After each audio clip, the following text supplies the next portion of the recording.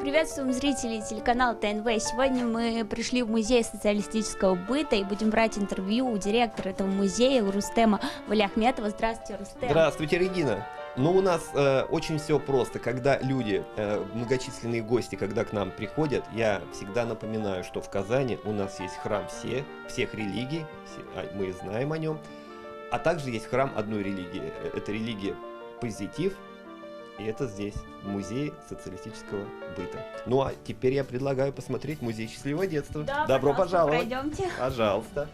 Ну, это здание довольно старое, 1852 года постройки. Это была купеческая квартира, которая потом стала, в общем, коммунальной квартирой для работников порохового завода. Ну, во время войны здесь были москвичи, проживали эвакуированные. Ну и, в общем, вот такая богатая история. А сейчас мы сделали вот такую машину времени.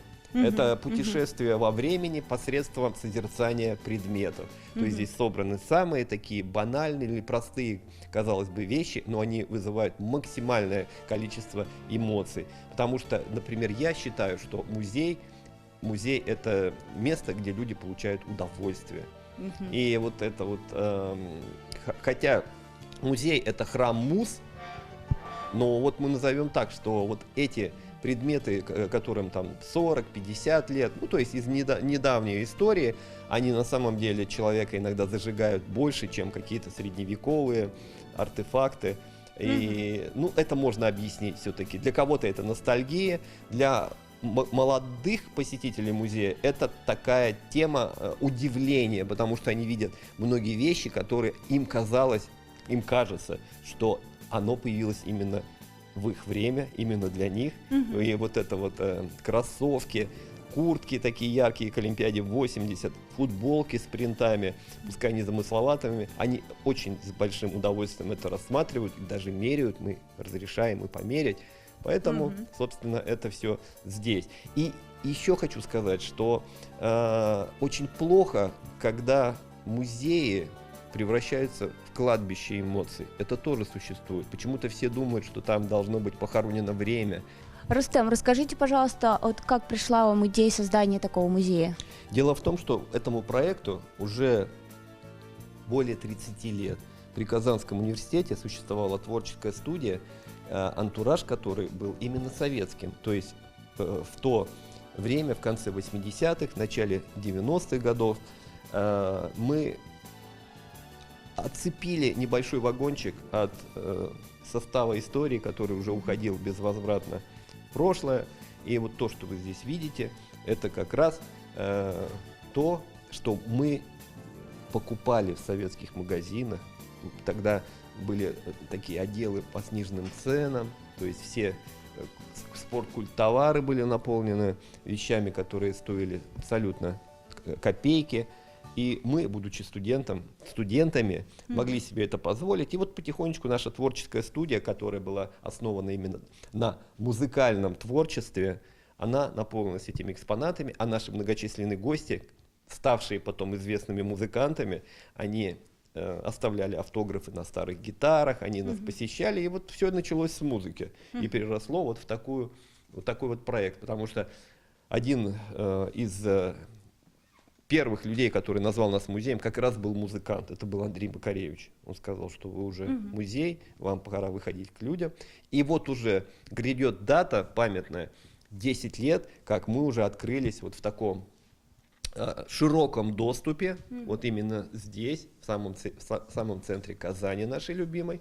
Расскажите, пожалуйста, о своих самых необычных экспонатах, вот собранных за все это время, за 10 лет. Самый интересный для меня экспонат, лично для меня, это мой собственный портфель-дипломат, с которым я ходил в 8 классе на занятия. И вот он здесь как раз лежит рядышком. Посмотрите, вот он. Ага, да, и я помню, как на уроке рисовал Deep Purple, когда я их, правда, никогда их не видел, и даже не было у меня фотографии. Я примерно их представлял.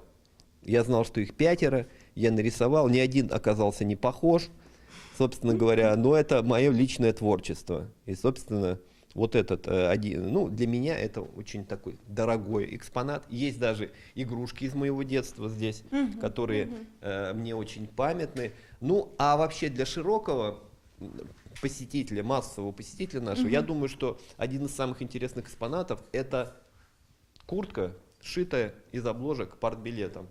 И она сшита уже в тот момент, когда партия была не актуальна, и 2,50 стоили именно кожаные обложки, стали они стоить 2 копейки, и народ наш смекалистый, он понял, что эти обложки могут послужить еще. И вот как раз мы с вами сейчас видим, вот эта вот куртка из 120 обложек, на ней даже сохранилось тиснение КПСС, его можно увидеть, внимательно так рассматривая. Вот они, здесь буквы просматриваются. И, конечно, этот экспонат, он уже полмира объездил. Он был в Лондоне, он был в Париже, был в Брюсселе, в Амстердаме. В Турции он даже заезжал. И теперь постоял целый год в Питере, в нашем филиале. Ну и, собственно говоря, здесь вот теперь он вернулся в Казань. Расскажите, пожалуйста, Рустем, о своих самых необычных экспонатах и вещах, которые вам подарили известные люди. Ну, сразу вспомним, конечно же, джинсовую куртку, которая принадлежала поэту Иосифу Бродскому. Вот совсем недавно отметила общественность его юбилей. А она у нас сейчас находится в Москве на выставке. Ну и таких предметов на самом деле у нас огромное количество, что только нам не дарили. И вот даже вот, как говорится, на расстоянии вытянутой руки сейчас мы находимся от от одного экспоната, я покажу, это книга. Вот. И эта книга принадлежала семье Михалковых. И вот они нам ее передали. А это была личная книга Сергея Михалкова, автора нашего гимна, автора незабываемых произведений. И вот, собственно, он ее готовил подарить племяннице Оле Михалковой. Ну, собственно, и подарил несколько книг. И одну из них, вот, замечательная Оля Михалкова передала в наш музей. Ну вот, кстати, один из членов сборной СССР по велоспорту нам подарил кроссовки, сделанные в Советском Союзе. Adidas, советский Adidas. Посмотрите, какое качество. И это такая вот, в общем, раритет. Миллионы мальчишек и девчонок мечтали в советское время иметь такие кроссовки. У них, кстати, госцена была 28 рублей, а на черном рынке их цена доходила до 120. Вот представляете, насколько это была желанная такая вот вещь в семье. Ну и, конечно же, у нас есть гитары, которые подписаны многими музыкантами, есть гитары, которые принадлежали музыкантам. И мне, например, очень нравится вот эта самодельная гитара, сделанная в городе Свердловске, и принадлежала она сначала группе Nautilus Pompilius, а потом группе Чайф. И это лично вот Владимир Шахрин эту гитару привез из их музея, из музея группы Чайф в Екатеринбурге. Она вот теперь в Казани, что очень приятно. Группа Неприкасаемые, Гарик Сукачев передали вот эту гитару, она выдолблена из столешницы. Видите, то есть это, в общем, полностью handmade, все эти ручки, все это. Это принадлежало группе Неприкасаемым и в общем, музыкантам из окружения Гарика Сукачева. Ну и, конечно же... Мы видим гитару от Стинга даже. Да, но еще, конечно, что приятно именно нашим татарстанским посетителям, вот этот магнитофон, обратите внимание на него. Это, да, мы заметили. Да, этот магнитофон лично принес в музей наш президент Рустам Минниханов. Вот, собственно говоря, тоже очень интересный для многих такой предмет. Музейный, настоящий экспонат. Еще у нас, кстати, очень много джинсов, которые нам передали известнейшие люди для нашей выставки «Джинсы как культ», которая с успехом прошла сначала в Казани, и после этого открылся наш музей, кстати, это было в 2011, почти 10 лет назад уже. Затем эта выставка с успехом прошла в городе Санкт-Петербурге, где есть наш филиал. Вот, как раз хотели спросить, в каких еще городах и странах у вас есть музеи? Нам повезло, у нас много хороших друзей, которые искренне нас поддерживают, интересуются то, что мы делаем, считают, что это дело такое перспективное, и оно нужно.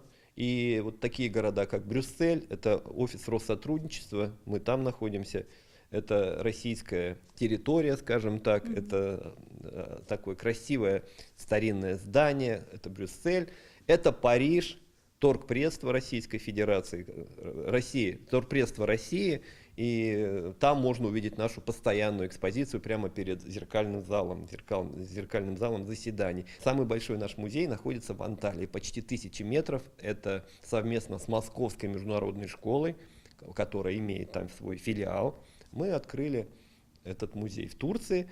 Затем наш проект — это музей Карлова, погибшего, к сожалению, дипломата. Мы его сделали в Турции именно из предметов его быта. Ну и, конечно же, мы не забываем нашу Казань, потому что Казань — это наш головной офис. Все идеи и экспонаты, они здесь, все начинается отсюда. Все идеи генерируются именно здесь, в Казани. Я очень рад, что это мой родной город стал таким, стал в авангарде этого стиля, который называется наивный, бытовой, предметный соцреализм. Рустем, скажите, пожалуйста, вот вы изначально сказали, что у вас была собственная коллекция, то есть вы начали с себя, со знакомых, но вот все же, когда вы решили открыть этот музей, вот сколько вы инвестировали в этот проект? Ну, дело в том, что сказать, что какие-то большие деньги потрачены в приобретение экспонатов, я бы не сказал. Это все было по своим возможностям. У нас никогда не было безграничных возможностей. Все это по крупицам собиралось. Дело в том, что в Казани была такая компания мощная, ликвидация ветхого жилья. И большое количество вот так вот выплеснулось всякой фактуры, связанной вот именно с годами, там 50 лет, 40 лет назад.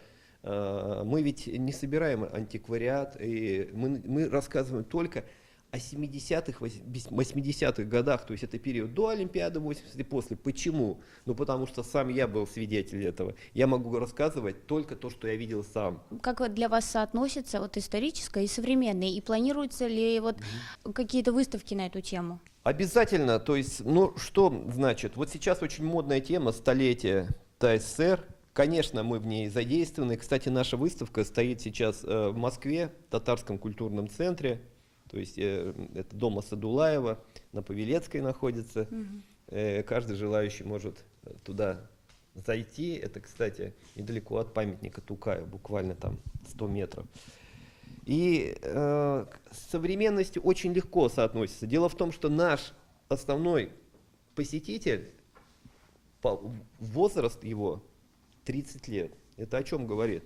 Это говорит о том, что мы модный музей. Естественно, мы делаем выставку всегда с учетом того, чтобы это было интересно молодым. Это там выставка спортивной обуви, выставка одежды, городской одежды, выставка, посвященная Олимпиаде 80, выставка, посвященная красоте в советское время. Это и косметика, это и прически, это...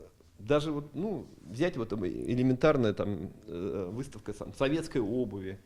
Вы вот сами только что зашли, когда вы обратили внимание на туфли, которые, собственно говоря, наверняка могут быть и актуальны и сейчас. Но вот, а на самом деле они в 70-е годы поставлялись из Венгрии. Скажите, пожалуйста, вот в ближайшее время какие выставки и экспозиции у вас планируются и в Казани, и не только?